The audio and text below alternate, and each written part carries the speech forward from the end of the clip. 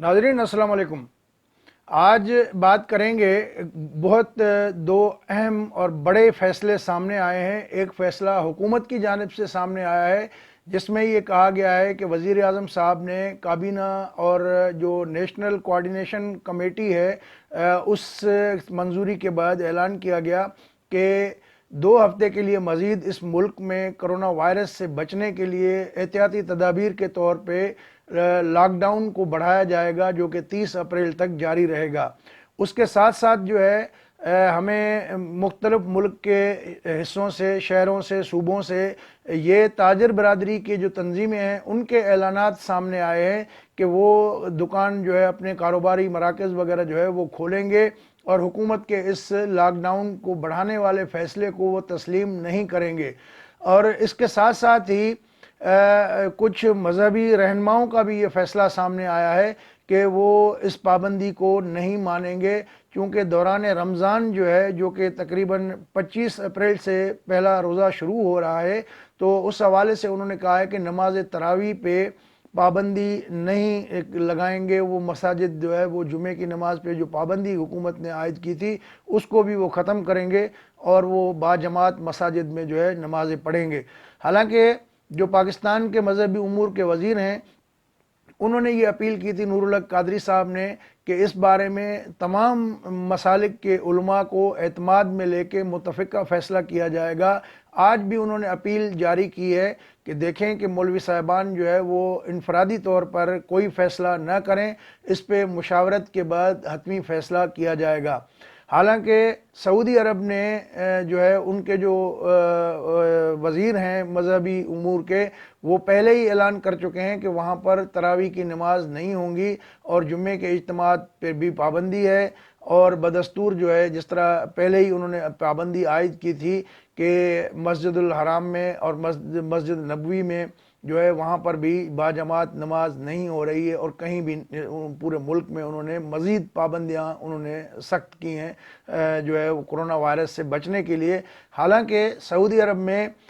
जो आबादी है उनकी टोटल वो 3 करोड़ 30 लाख के करीब है, और वहाँ जो केसेस इस वक्त नमूदार हुए हैं या रिपोर्ट हुए हैं वो भी पाकिस्तान की निस्बत बहुत कम है। पाकिस्तान में अभी तक जो है तकरीबन 100 के करीब हलाकतें रिकॉर्ड हो चुकी हैं और 5,800 से ज़ायद जो है वो मरीज़ सामने आ चुके हैं। तो उसकी निस्बत सऊदी अरब में अभी बहुत कम सतह पे इसकी वो है, लेकिन उसके बावजूद भी जो है वहाँ पर कड़े और सख्त इक़दाम उठाए जा रहे हैं। और जिन लोगों ने, जिन ममालिक ने इन इक़दामात पे देर से अमल किया उनकी हालत आपके सामने है। वो चाहे अमेरिका हो, चाहे स्पेन हो, चाहे जर्मनी हो, चाहे फ्रांस हो, चाहे बरतानिया हो, दीगर जो ममालिक हैं इस खित्ते के। और चाइना ने जिस तरीके से मौसर अंदाज में तकरीबन 70 दिन से भी ज़ायद अरसे तक मुसलसल वुहान सिटी में जो पाबंदी लगा के लोगों को घरों तक महदूद करके और बड़े नज़्म व ज़ब्त के साथ इस मामले पे काबू पाया है, वो भी अभी मुश्किलात का शिकार है, क्योंकि रशियन बॉर्डर से जो लोगों की आमदरफ्त हो रही है उसकी वजह से हज़ारों केसेस नए जो है वहाँ सामने आना शुरू हो गए। तो उन्होंने इंतहाई सख्त लॉकडाउन के इक़दाम उठाए, और पाकिस्तान जैसा मुल्क जहाँ खुदा खुदा करके बमुश्किल चारों सूबे और वफाकी हुकूमत एक फ़ैसले पे मुत्तफ़िक हुए हैं इतने अरसे बाद, तो उसके बाद उसके साथ ही उसकी खिलाफ वर्जी की बात करने जो है वो कुछ अनासर सामने आए हैं। तो मेरे ख्याल में ये गवर्नमेंट के लिए एक चैलेंज होगा कि वो सूबाई हुकूमतों के साथ मिल के इमरान खान साहब की हुकूमत को चाहिए कि जो भी इस तरह की खिलाफ वर्जी करते हैं उनके खिलाफ भरपूर एक्शन लेना चाहिए, क्योंकि ये पूरी कौम की जो है उसकी में वबा फैलने की कास्ट के ऊपर जो है ये इस तरह की खिलाफ वर्जियाँ हो रही हैं, और ये गवर्नमेंट की रिट को चैलेंज किया जा रहा है। मेरे ख्याल में अगर वफाकी हुकूमत पहले ही इस तरह के इक़दाम उठा लेती और सख्ती उस पर करती, और जो सूबे इक़दाम कर रहे थे बिलखुसूस सिंध, उसके मनाफी अगर फेडरल गवर्नमेंट इक़दाम न करती तो इस तरह की चीज़ें शायद हमें देखने को कम मिलती या ना मिलती। लेकिन अब भी वक्त है, अब भी कोई टाइम गया नहीं है कि जो ऐसे अनासर सरकूबी करने वाले लोग हैं उनसे सख्ती से निमटना होगा। और इसमें एक चीज़ हमने ये भी देखी है कि माजी में کہ رینجرز جو ہے پولیس والے کو کوٹ پڑ رہی ہوتی ہے، ان کو مارا پیٹا جاتا ہے، رینجرز والے جو ہے وہ دیکھ کے تماشا بیٹھ کے ہنستے رہتے ہیں۔ تو یہ بالکل بھی نہیں ہونا چاہیے، اور جو یہ پیراملٹری فورسز ہیں ان کی یہ ڈیوٹی ہونی چاہیے کہ اگر سیکورٹی فورسز چاہے وہ پولیس ہو یا چاہے کوئی بھی گورنمنٹ فنکشنری ہو، اس کے حوالے سے کوئی اس کو قانون ہاتھ میں لیتا ہے تو ان لوگوں کو ایکشن لینا چاہیے، اور تماشائی بن کے معاملہ اور کھیل جو ہے وہ دیکھنا نہیں چاہیے۔ تو اس طرح کی گورنمنٹ کو اپنی پالیسیز جو ہے واضح کرنی ہوں گی اور سخت ایکشن کرنا ہوگا۔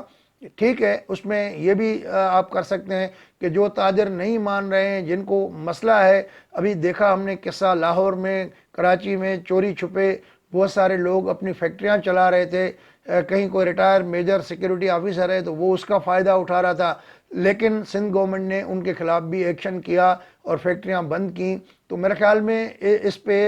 جس طرح آج ایک اسپرٹ کا مظاہرہ کیا گیا ہے کہ فیڈرل گورنمنٹ نے چاروں صوبوں کو آن بورڈ لے کے مزید 2 ہفتے کے لیے لاک ڈاؤن کا فیصلہ کیا ہے، تو اب اس پہ عمل درآمد کرانے کی ذمہ داری بھی وفاقی اور صوبائی حکومتوں کی ہے اور تمام ریاست کے اداروں کی ہے۔ تو اس میں جو ہے وہ سب کو مل جل کے مؤثر طریقے سے حکمت عملی جو ہے وہ بنانی ہوگی، کیونکہ جیسا ہم پہلے بھی اپنے پروگرام میں کہہ چکے کہ پاکستان ایسا ملک ہے، پاکستان تو کیا پوری دنیا میں ابھی تک جو ہے اس کی کوئی دوائی موجود نہیں ہے، کوئی جو ہے ویکسین تیار نہیں ہوئی ہے، تو احتیاط ہی واحد راستہ ہے اس وبا سے بچنے کا، اور اس احتیاط کے معاملے کو جو سبوتاز کرنے والے لوگ ہیں، چاہے وہ جو بھی عناصر ہیں، گورنمنٹ کو ان کو بخش نہیں کرنا چاہیے۔ ایک مثال قائم کرنی چاہیے کہ گورنمنٹ کا فیصلہ کیسے ہوتا ہے، اس پہ عمل درآمد کیسے ہوتا ہے، اس کو یہ گورنمنٹ کے لیے ایک بہت بڑا چیلنج ہے، اور ان عناصر کو جو ہے سختی سے گورنمنٹ کو نمٹنا چاہیے۔